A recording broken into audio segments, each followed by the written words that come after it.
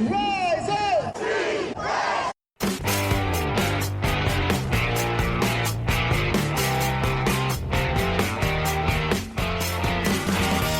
This is the Rise Up See Red podcast, all about the Arizona Cardinals and the NFL, featuring insider and outsider perspectives. Enjoy the best hour of Cardinals talk on the web.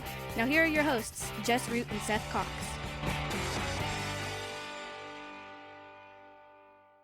Hello, Arizona Cardinals fans, and welcome to the latest edition of the Rise Up See Red podcast. This is our Cardinals talk on the web. I'm your host, Jess Root, from CardsWire.com, USA Today's NFL Wire site covering the Arizona Cardinals, recording our third show of the week.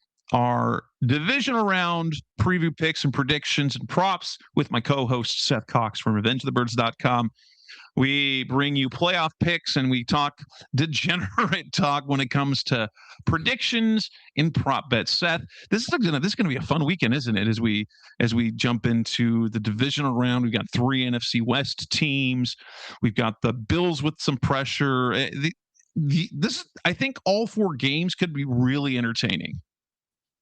Yeah, it's going to be interesting to see how this week plays out, and you know, kicking off Saturday at 2:30 is a game that really is just the perfect way to kick off the entire weekend, right? 49ers, Seahawks in Seattle. 49ers went 12-5 and keep losing guys. They go into that game. You skip Buffalo, Denver. That's right. I scrolled it down. So never mind. We get it at 4:30 p.m. Eastern, 2:30 time Arizona time. We get Bills Broncos. The Bills, who I've said, the Bills and Josh Allen, in my opinion, have the most pressure on them this entire postseason because the narrative has been Patrick Mahomes has been in the way. The Chiefs have been on the way. The Chiefs have been in the way. The Chiefs are not in the way. And the Bills are going to have to do it on the road against a Broncos team, the number one team in the AFC, but have clear offensive flaws. They have a fantastic defense. They've had time off, but you get that game, Bills Broncos, Josh Allen against Vance Joseph's defense. You know, maybe the Cardinals' next head coach going against what does he do against Josh Allen? Yeah, this is a really interesting matchup because Allen, you know, he had a good enough game against a game Jaguars opponent, but you know, this is, like you said, this is interestingly enough, the second best defense in the NFL. And so Allen will get this defense. And then if they can win this one, they'll probably get the best defense in the NFL next week against the Houston Texans. But yeah, man, this is a really interesting one because the thing with the Bills is that they haven't we'll throw out the New York Jets game because that doesn't count. That's not even real football. They haven't really looked like a dominant team since they beat the Steelers in week 13. That was the last day of November, Jess. So they are 1.5 months removed from a game where their offense and their defense, not just one side of the ball, but both sides of the ball, looked really good. Their offense has been almost unstoppable since then. They had the loss to the Philadelphia Eagles in Buffalo, 13-12.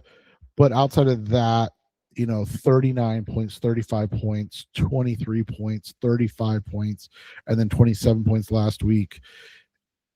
It's been the defense of the Bills. And that is the question we have to ask in this one, because I think their offense is going to be able to do enough. You look at that Houston Texans game, that's the closest we can get to. They outgained the Texans 326-261, but 3 turnovers. I know that was in in a short week game, and people, like to have reasons for that, but that was the best defense the Bills have played against all year. And Josh Allen and the offense were ultimately miserable in that game. Allen threw 2 interceptions. Khalil Shakir fumbled. It was just a bad game. And James Cook had 116 yards on only 17 carries in that game. He was dominant, but they could not get enough going. They lost that one 23-19. And the Texans, again, the defense was okay for the Bills in that game. 261 yards for the Texans, but they got enough out of CJ Stroud, which is kind of all the Broncos need, right? Like the Broncos just need, you look at what CJ Stroud did in that game. 16 attempts for 30 yards. Or sorry, 16 of 30 for 153 yards. But he threw 2 touchdowns, Jess. I mean, that's all. Literally, that's all that Denver needs, because that defense has been so good. Now, that's what the question is. Do you buy that the Broncos defense can shut down Josh Allen? You look at it, man, it's kind of crazy to look at. You look at his passing props, Jess. His over-under on FanDuel, 208.5. 209 yards. And I think it's because you look at some of these games that he's had this year. We mentioned the Eagles game. He threw for 211, so that would have got you there. In the loss to the Texans, he only threw for 183.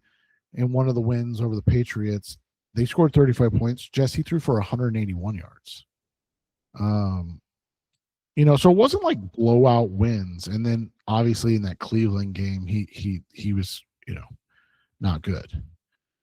So it's one of those games where you look at the matchup and it's truly strength versus strength, right? You're in weak. I don't want to say weakness. That's unfair to the Bills defense, because I don't think it's a weakness, but the weaker area of things against what is obviously the flaw of the Denver Broncos. Ironic that it's a Sean Payton team, right? And so that's the thing. Like, what are you buying big game Josh to show up and put points up against one of the best defenses, literally the second best defense in the NFL? Like, is that, I mean, you look at the Jaguars did it a couple weeks ago, right? Week 16, the Jags went in, put up 346 yards, just looked unstoppable, scored 34 points. Most points that they gave up all year this year. Crazy that a team, the most points they give up was 34, right? But since then, and again, it's hard because some of these teams are just hot garbage, right? You had the Chiefs only score 13, and that was that was the game Mahomes got hurt. He wasn't hurt. And then against that Chargers team last couple weeks ago, they only scored 3 points, or the Chargers only scored 3 points. Like, this defense is playing with its hair on fire. This is going to be a fun chess match to watch unfold. Yeah, and it is certainly demonstrated in the 1-point spread with the Broncos. And yeah, so the Broncos are 1-point favorites in this game. I'm going to go back to this. You've got two very good defenses. You've got a Bills offense that, but here's the thing. Think about how Bo Nix looked in last year's playoff game. Wasn't pretty. Like he wasn't awful, but I mean, this is a rematch of last year where it was Buffalo 31-7. It was Buffalo 31-7 over that. I don't think it'll be like that. I think this will be a closer one. But if you're giving me Bo Nix versus Josh Allen in the playoffs, and if we look at Josh Allen in the playoffs, his kryptonite has been Patrick Mahomes. I'm going now. In fairness, I believe the Bills are going to the Super Bowl. So I'm going to stick with that pick and say that the Bills are going to come away from this one. I don't think it's going to be super high scoring. I'm going to say it's a 23-20 game. 23-20, Bills win. So the Bills win and cover with the under 46. And right now, the bets are really even. The Bills have 54% of the money line, 55% of the spread, and while the over is at 55% on the over. I think it's going to be a lower scoring game. So that's why I'm saying 23-20 Bills. And then we look. What's the ultimate yearly prediction before we talk to the props on that one? Yeah, I'm going to go just a little bit lower. I'm going to go 20-13 Bills. I think it's a really close game. I think they score a touchdown late and kind of take over. I like you said, I just don't trust Nix enough, but I think that Denver defense, they're only giving up 18 points a game, giving up 68 sacks too in the regular season. Holy giving cow. up only 20 to Josh Allen and company would be impressive in and of itself. I'm going with the Bills to win this one. And to your point, Jess, when Josh Allen loses, it's to great quarterbacks. It's literally only been Patrick since his first or second year of full-time starting, which was 2020. When they made the playoffs, I should say, sorry. He's lost to either Patrick Mahomes or Joe Burrow. That's it. Nobody else. So it's not like, no offense to Bo Nix, but it's not like he's losing to Bo Nix very often. Exactly. And so we look at props. The touchdown scores, James Cook's -118, Josh Allen's -118. Those are basically pick 'em. They're almost expected. Like if you get it, when you get minus odds on touchdown score, that tells you something about their offense, but that probably is a layup. It's not a money maker, but Josh Allen anytime touchdown is kind of that's easy, not money. But if you want to go, like if you want to go greedy, if that Josh Allen for 2+ touchdowns +525, I think that's the money bet to make there. While if you're just doing a regular layup, just the anytime touchdown, because Josh Allen's going to score at least one touchdown in this game.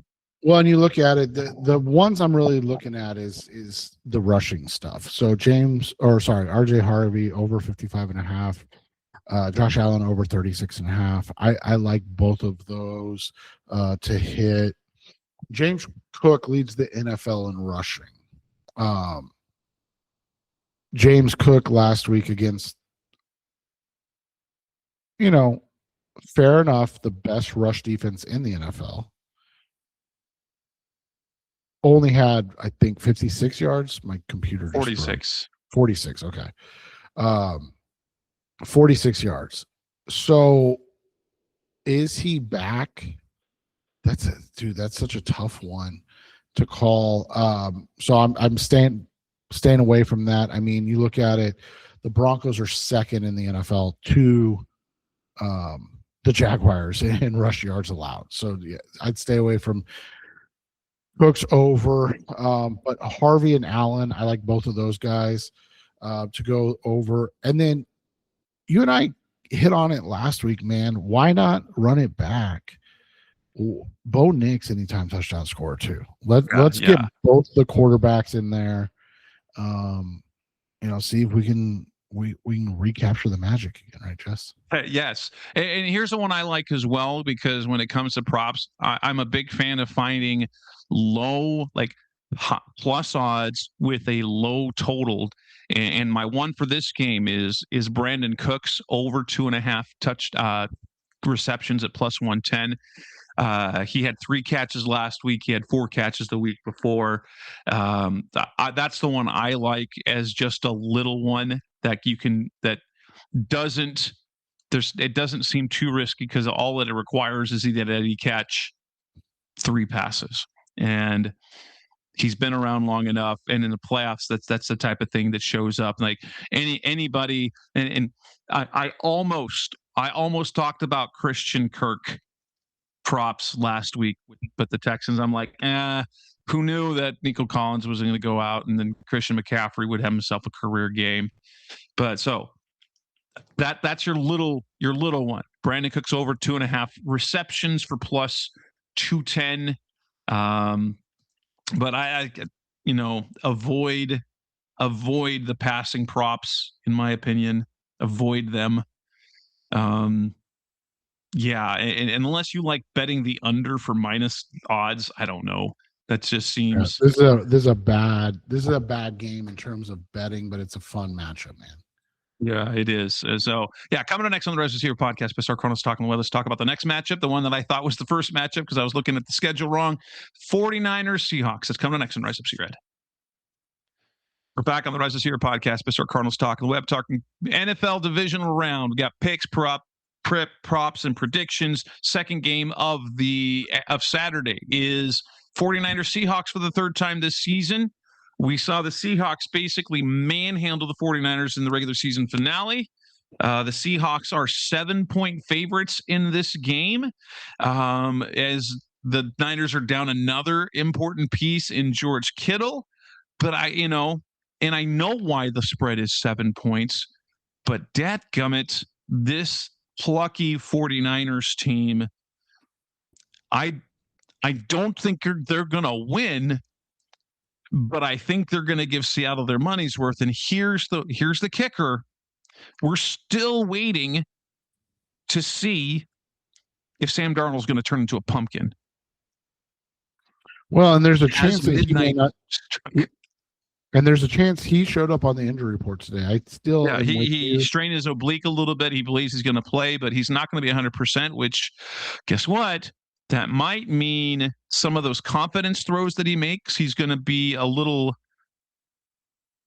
I don't know, or maybe that will make him be smarter. I don't know. But it's hard for me to say that, especially what we saw from Sam Darnold last year in the games that mattered, to believe that he's going to, especially how they played offensively during the season. They were real inconsistent. They messed around a little bit. The defense is fantastic, and the fact that the offense is basically only Christian McCaffrey. I mean, last week Demarcus Robinson was their leading receiver. That's going to be tough for them to do. So I think this is going to be a low-scoring, close game. I think this is going to be a dogfight. I think the 49ers will give their everything, but ultimately Seattle will pull away. And I'm going to say this is 20-16 Seahawks. Yeah, I think it's going to be low scoring as well. 21. I'll go 21. Oh, is it 17 or is it 13? Oh gosh. Let's go 20. Are you saying who's covering? Is it going to be are the Seahawks going to get that touchdown difference? Yeah, that's the hard part. Let's go 21-13. I think the Seahawks do cover in the end. All right. Get that late one. So let's look at the props in this game. So, yeah. And so we look at the touchdowns. All right. That one's here you've got Here you got three guys with minus odds: Christian McCaffrey minus 125, Jackson Smith and Jigman minus 120, Zach Charbonnet at minus 120.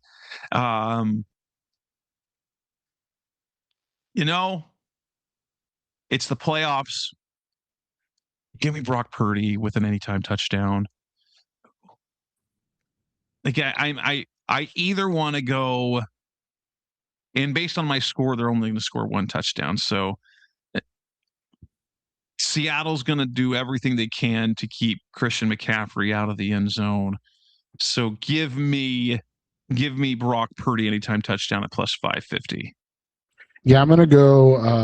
I'm gonna hammer both Walker and Charbonnet over on the rushing yards, but then I am gonna go with you on anytime touchdown for Purdy. The other one I like that's kind of sneaky on this one is Rashid Shaheed. I think I don't know. I think he's gonna get a big play in this one. So we'll see how it works out. I like the kicking props for this one for Eddie Pinheiro. Over 1.5 field goals made at plus 105 with the 16-point score that I have predicted. That's 3 field goals. And so you could go 2 ways on that. If you think we're going to have a kick fest for one of those teams, you could go both Pinheiro over 1.5 kick field goals made at plus 105 and over 6.5 kicking points at plus 105 as well. Yeah, and follow Jess on those ones on BetMGM because they do not have them on FanDuel. And if I'm looking at and don't love, like there's no value receptions props. There's none of those low total plus odds things that you can really grab onto unless you like AJ Barner over 3.5 catches, and that's not what I like to see. But let me see, rushing attempts.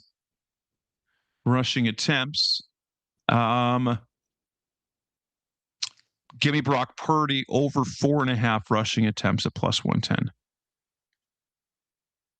Yeah, I would agree with that. That's not something you can get on FanDuel right now, but I do think Purdy's going to have to run quite a bit against the Seahawks defense.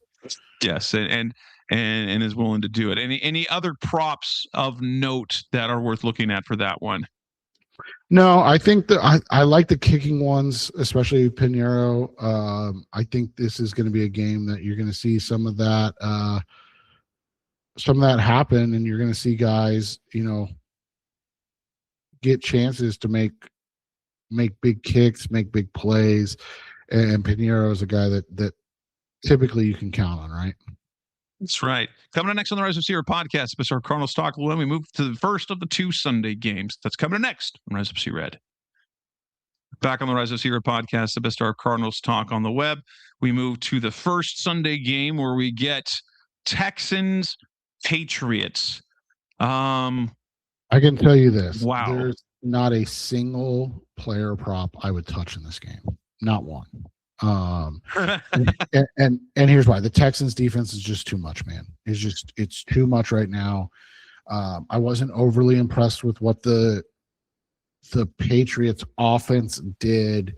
I'm staying all the way away from individual props in this one. But when you look at the game itself, you've got a Texans defense that has been playing absurd. We talked about it after their win.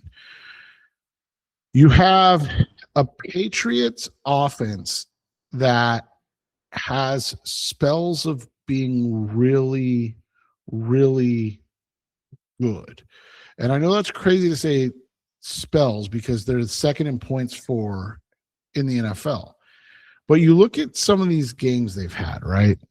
Their last 4 weeks were super impressive. 31, 28, 42. But again, that was against the Jets. Does that even really count? But against good defenses, the Steelers all the way back in the beginning of the season, the Ravens, you see games, and then obviously last week against the Chargers, you see games where it's 14, 20, 23, and then 16. Like, you see these games where when they play really solid competition, that offense isn't quite as potent. This Texans defense, man, is just, it's different. It's nasty. I don't want anything to do with props in this game.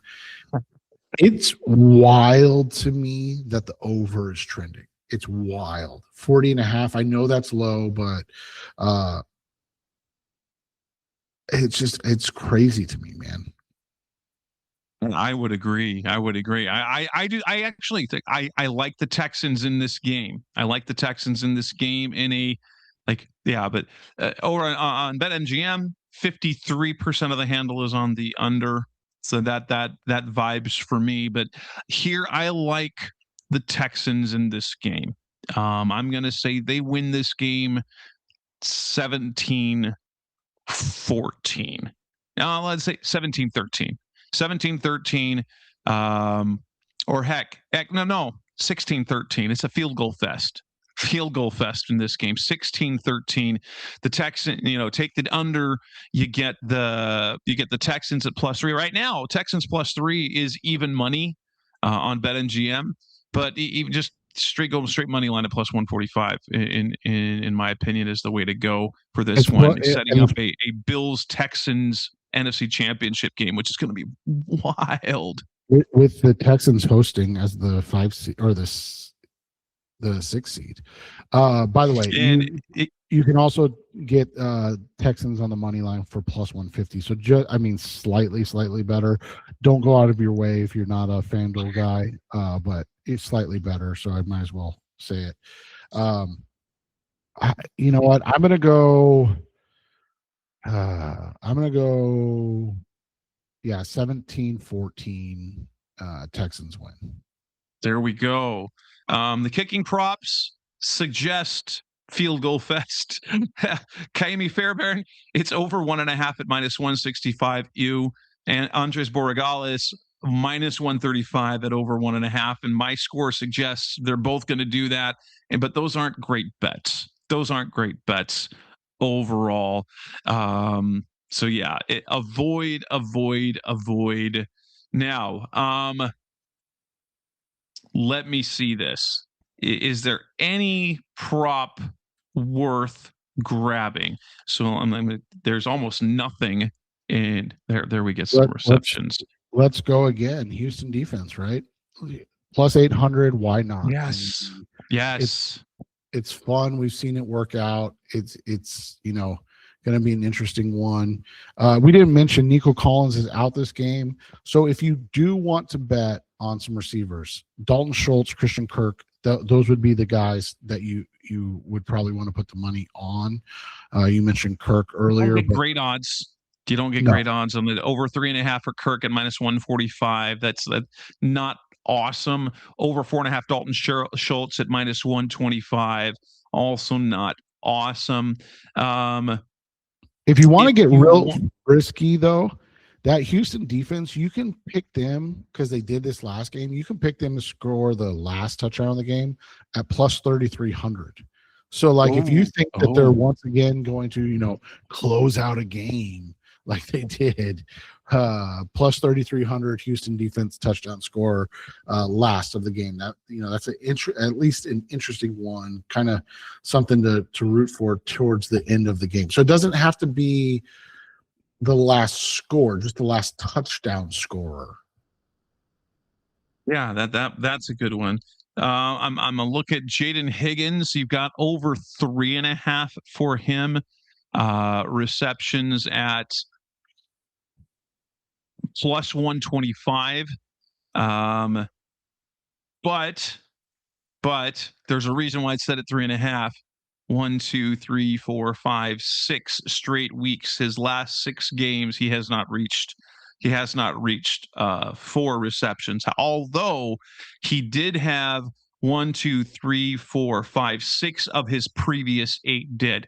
And so Jaden Higgins with no Nico Collins, that might be your best value one. Because for sure, after seeing what Christian Kirk did last week, New England might, put their focus on Kirk, which might leave Higgins open for some cheap ones there. And so, it's not a super high yield in terms of volume, but you do get the plus odds at plus 125.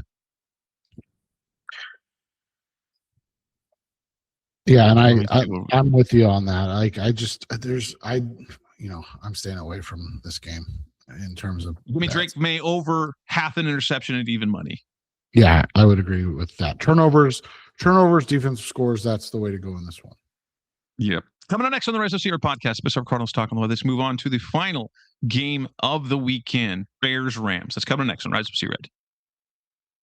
Back on the Rise of Red podcast, Best Our Cardinals talk on the web. The final game of the weekend of the divisional round on Sunday afternoon, late afternoon. We've got 4:30 p.m., so 2:30 p.m. Arizona time. Actually, I'm sorry, 6:30 p.m. Eastern, 4:30 p.m. Arizona time as as the league is preparing us for the Super Bowl kickoff. Rams, Bears, with the Rams as 3.5-point favorites in this one. Interesting because we've got two teams that like to kind of mess around early in games and then lock it in late. Yeah, this is going to be an interesting one, man, right?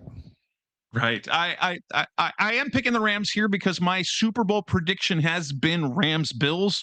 And so I'm going to say the Rams come away with this. And I think this is where, because the Rams have the playmakers that they do on defense, especially, the coverage down there, so they're going to need a big game up front because their cover guys are pretty unremarkable. There's nothing special about them. And so they're not going to be the ones to make the plays. They're going to need the guys up front to do it. I am going to take the Rams in this one, but I bet it's a wild one. I think it's going to be 30-24 Rams. I'm going 34-31 Rams win this one. I think it's going to be. So you're taking the Bears to cover. Yeah, I think it's going to be a shootout. I think the Rams are going to win on a last-second field goal after blowing a 14-plus point lead. Oh yeah. I think in this one, if you want to get funky, both Williams and Stafford's over for passing, over for touchdown passes. By the way, Williams over 1.5 plus 118 touchdowns is plus 118. Stafford over 2.5 plus 154. I would take both of those. I'm not joking. I think this is going to be a game. I get it. The weather could be funky, and I understand that, but this is a game where I think offense is going to be key, and it's going to be who has the ball last wins the game. That makes sense. And if we're looking at rushing yards, give me Kyron Williams over 57.5. I think that one honestly, I think that's an easy one for this game. Yeah, the other one I really like is DeAndre Swift over 2.5 receptions. That's plus 158 right now. I think he's going to be key in this game to just kind of, check downs. Like you said, they're going to have to rely on their pass rush because their cover guys are not great. I think that's something that we're going to see. And then Cole Kmet over 1.5 at plus 130. Those are both interesting ones because they're basically saying like, oh, this game's going to be close and they're not going to rely on those guys. I don't think that. I think this game's going to end close. I just don't think it's going to be close, and that they're going to have to get funky to get back in this game, man. All right. I'm thinking anything else worth looking at this one. Nothing else really. Now, if you want, what's my waiting for things to load? Okay, here we go. With these aren't great. They're basically even. They're the even ones. Give me. You could go with either kicker Harrison Mevis or Cairo Santos over 1.5 field goals at minus 115. But let me see. What was the score that you had? What was the score that you had? Oh, so 34-31. All right. So, well, then, if you like that score, Cairo Santos over 2.5 extra points made at plus 140 is a fantastic one if you're siding with Seth. Yeah. And with that, that will wrap up this edition of the Rise of Sierra podcast, Bizarre Cardinals Talk on the Web, as we've given you our props, our picks, our prediction for the divisional weekend. We'll be back next week. I'd like to tell you guys we have a special guest coming next week, a former Cardinals player. Got it booked. Hopefully it comes through. But we will talk more Cardinals stuff next week. And until then, that's Seth Cox. I'm Jess Root. Thanks for listening as always. We'll be back again soon. Thanks for listening to the latest edition of the Rise Up, See Red podcast. Listen to previous episodes and subscribe to the show on Apple Podcasts, Stitcher Radio, Audioboom, or many other podcast platforms so shows are delivered directly to your mobile device. Please give the show a 5-star rating and always support the sponsors who support the show. We'll be back soon for the best hour of Cardinals talk on the web. Rise up, Red Sea, be Red, See Red, and of course, Rise Up, See Red.